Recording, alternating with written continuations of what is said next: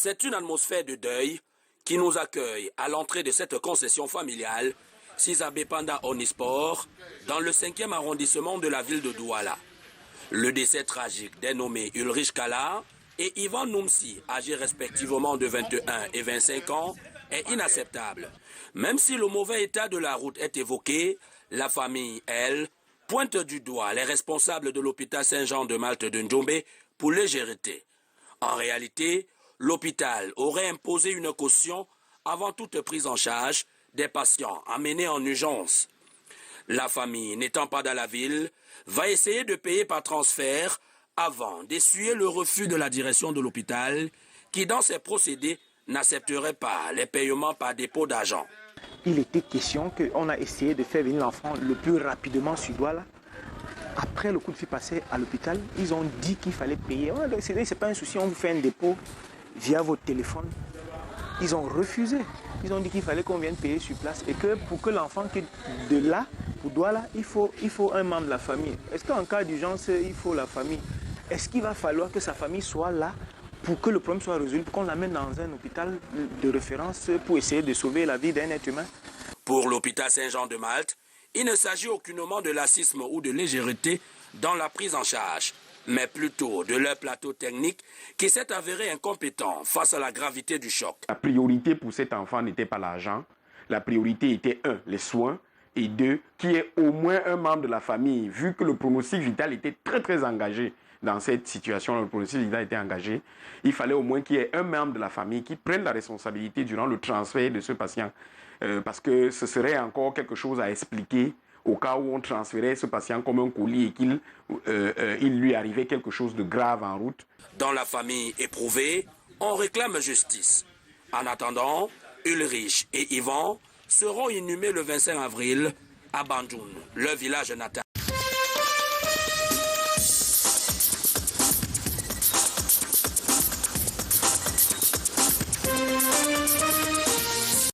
300 entreprises feront l'objet d'une enquête pour l'Institut national de la statistique. Cette mesure a été prise dans l'optique de comprendre les causes de l'inflation croissante au Cameroun. Cette enquête concerne toutes les activités et leurs services. La collecte des données s'effectue principalement auprès des entreprises. Donc, nous avons un certain nombre d'entreprises qui ont été sélectionnées sur la base de leur importance dans le tissu économique. Ce sont ces entreprises-là qui ont été retenues, qui vont donc faire l'objet de cette enquête. Les grandes entreprises seront prioritaires dans cette enquête en raison de leurs apports économiques. L'objectif qui est derrière est un objectif de suivi de la masse, donc de la masse de la production, qui s'effectue en général sur un très petit nombre d'entreprises. Donc en général, ce genre d'opération malheureusement ne concerne pas les PME. Vous allez bien voir que dans l'échantillon, en général, ce sont les grandes entreprises et quelques moyennes qui peuvent se retrouver. L'indice des prix, un élément majeur dans la réalisation de cette enquête sur l'inflation au Cameroun. Une bonne maîtrise des prix et de l'inflation dans un pays passe par une bonne maîtrise de tout ce processus. Donc c'est pour ça que l'indice des prix à la production des services est particulièrement important. Il vient compléter un dispositif qui existe déjà au niveau des industries. Au Cameroun, les chefs d'entreprise sont éduqués à la production du service SPPI.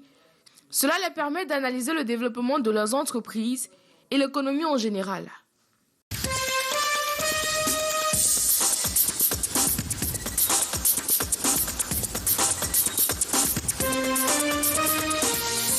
Les flammes ont tout léché dans ce secteur du marché de Bamianga à Ngaoundéré, qui grouillait de moulins à maïs et à condiments. Des machines calcinées, des commerces de pagne, dépôts de céréales et autres denrées diverses réduits en cendres.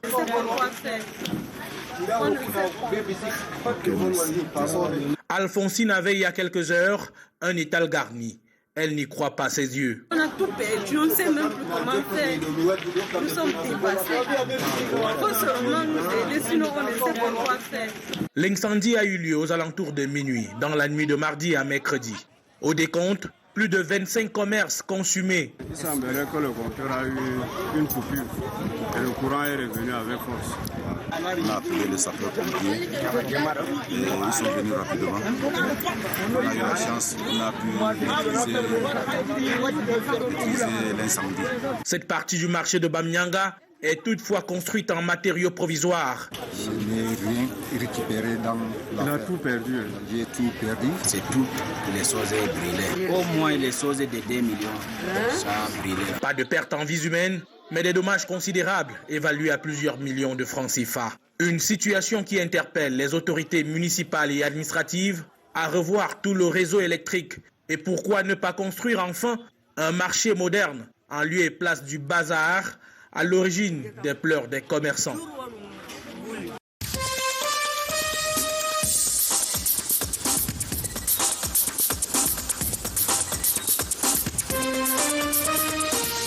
Une pierre sortie des ténèbres d'un bosquet sur l'axe routier Yaoundé à Douala qui s'abat sur le pare-brise du véhicule.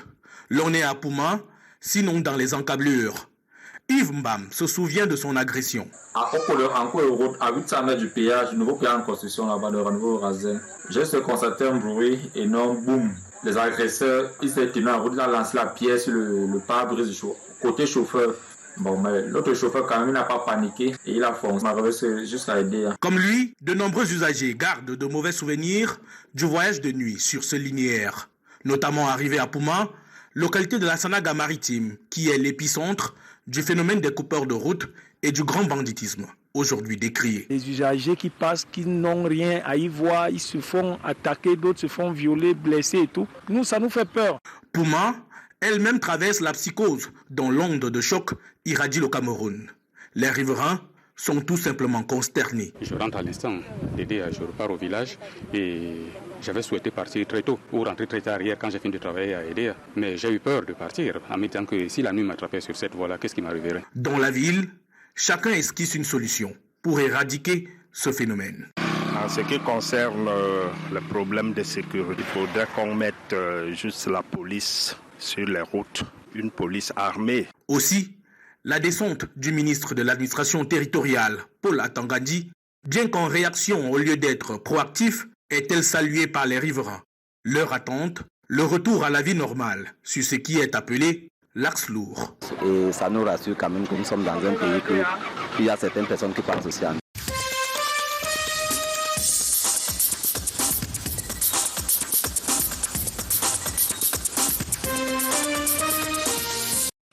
Les producteurs du département d'Unkam sont à l'école de l'agriculture. Au cours d'une campagne agricole à Yabassi, ils sont outillés sur les cultures prioritaires retenues pour le développement des systèmes alimentaires. On les a parlé de la nouvelle procédure des appuis, des nouvelles procédures des appuis de l'État. Et jusqu'ici, ces producteurs sont prêts et ils n'attendent que cela. On a voulu, comme la saison culturelle a commencé, réunir tous nos encadreurs et avec les producteurs, essayer d'échanger pour surmonter les problèmes inhérents à la campagne agricole, notamment les semences, et remobiliser nos collègues sur le terrain pour un encadrement de proximité et pour mettre un peu de la discipline, n'est-ce pas, par rapport à leur présence effective sur le terrain. Occasion pour les délégués départementales et régionales de l'agriculture de prescrire quelques recommandations aux chefs de poste agricoles. Les objectifs de production, en respect au calendrier agricole 2023, sont également fixés. Le message que j'adresse aux producteurs, aux différents producteurs d'Unkam, c'est tout d'abord de se rapprocher de leur encadreur pour le conseil. La réussite d'une exploitation agricole commence d'abord par le conseil. J'invite tous les producteurs de cacao et de café à se faire enregistrer pour bénéficier des appuis. Nous sommes très ravis parce que nous avons eu beaucoup d'informations concernant cette rentrée. Nous avons été vraiment édifiés sur tout ce qui concerne l'agriculture, principalement ici chez nous dans l'Unkam. À cet atelier de renforcement des capacités, les problèmes de manque de main-d'œuvre, de réaménagement des routes et de désenclavement des pistes agricoles sont exposés par ces producteurs aux autorités du département d'Unkam.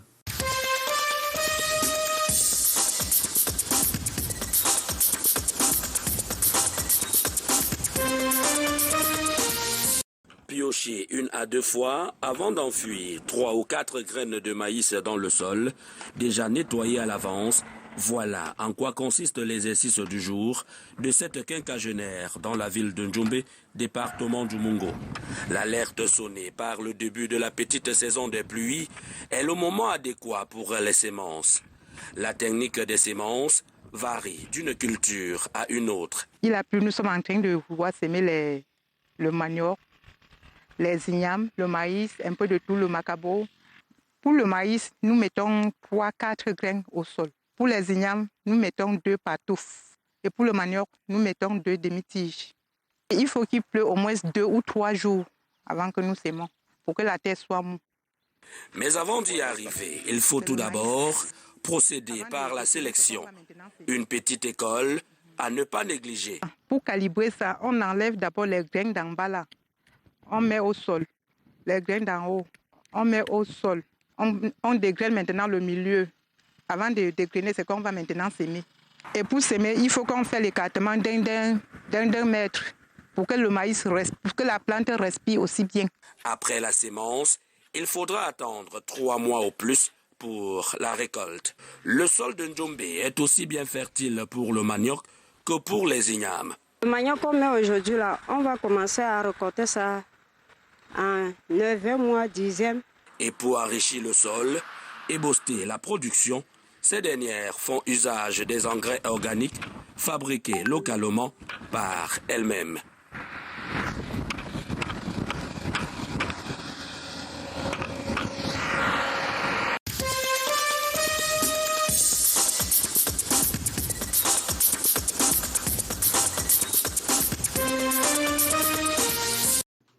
Ces 11 présumés malfrats sévissaient depuis plus de 4 mois déjà dans la ville de Garoua.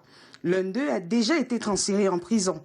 Ils sont accusés de vol, sabotage et de recel de la fibre optique Cantel. L'interpellation de ces suspects est le fruit d'une bonne collaboration entre les populations et la Sûreté nationale. Nous encourageons donc cette population à continuer à fournir le bon renseignement à la Sûreté nationale afin de nous permettre d'interpeller ces hors-la-loi qui perturbent le paisible sommeil. Ces actes de vandalisme ont mis à mal l'économie de la ville. De plus, impossible de naviguer sur Internet. Depuis 4 mois, nous ont mis dans d'énormes difficultés, causant des préjudices à notre clientèle ainsi qu'aux populations de la région du Nord. Aujourd'hui, c'est presque une fête parce que nous avons pas mal connu des désagréments et nous sommes en train de mettre sur pied une stratégie qui nous permettra de mener à bien tout ce vandalisme-là. Par ces arrestations, les utilisateurs d'Internet à Garoua espèrent un retour à la normale pour la bonne marche de leurs activités.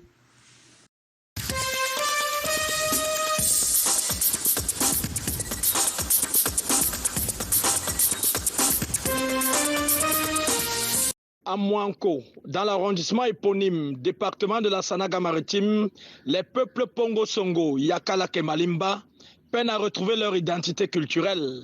Autrefois ensemble et vivant en parfaite harmonie, les guerres de leadership entre fils et filles ont peu à peu détérioré l'amour fraternel avec pour conséquence la distanciation de plus en plus chronique entre les familles. On se rend compte que ce n'est que des problèmes de personnes. C'est vrai que les problèmes de personnes finissent par, n'est-ce pas, d'éteindre sur les communautés entières. C'est dans l'optique de s'unir de nouveau et parler d'une même voix que les enfants de la base Sanaga ont décidé de se mettre ensemble autour d'un idéal commun, le Pomaya. Pour que la culture des Pongo, des Malimba et des Yakala soit connue, mise en valeur et exportée. Les assises de ce jour placées sous le thème « Unissons-nous pour mieux construire » interpellent à juste titre les retardataires à ce nouveau départ. Nous voulons nous baser sur la culture de ces 3 communautés-là pour faire revivre la paix dans les espaces où quelques atermoiements semblent se manifester. Nous allons nous donner pour tâche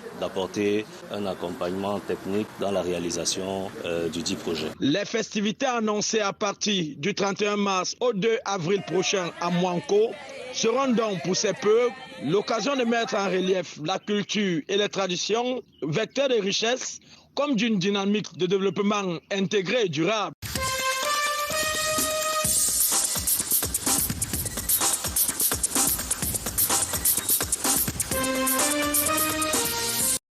2 étudiants de la faculté des sciences de l'université de Bolova face à une fonction mathématique rationnelle.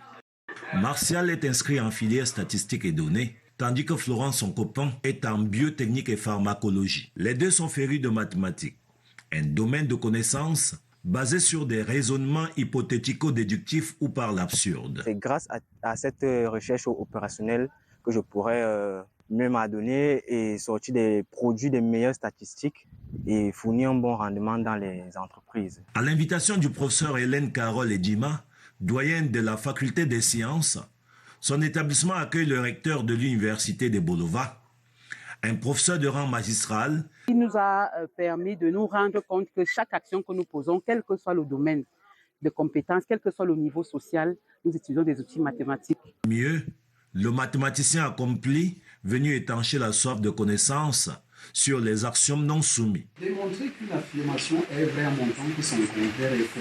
Les mathématiques, c'est comme un art.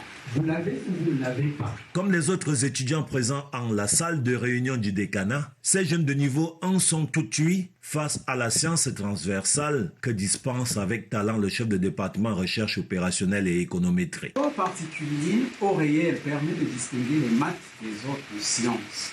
Elles sont davantage de nature purement intellectuelle. Une conférence du professeur Jean Bosco Etoa, mathématicien devant Dieu et les hommes, sur la place des mathématiques en économie, la leçon rêvée de tout étudiant.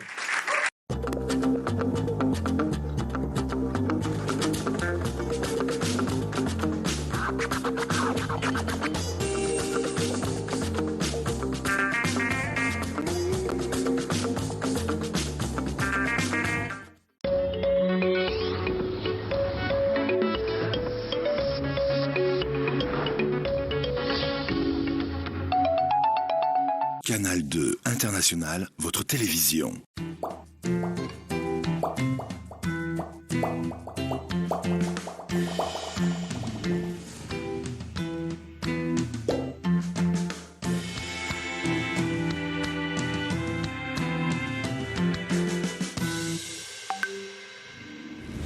C'est une réalité. La janvier, c'est une réalité. Et c'est dur. Ce n'est pas un mois cadeau. C'est un mois qui est différent de tous les autres mois. Parce que c'est un mois que ça vient trouver les gens qui ont épuisé tout à la fête. Et donc le mois de janvier devient dur parce que tous les réserves, on a tout dépensé. Il n'y a pas d'arrêt de grenier. Le grenier est vide. C'est un mythe, c'est dans la tête.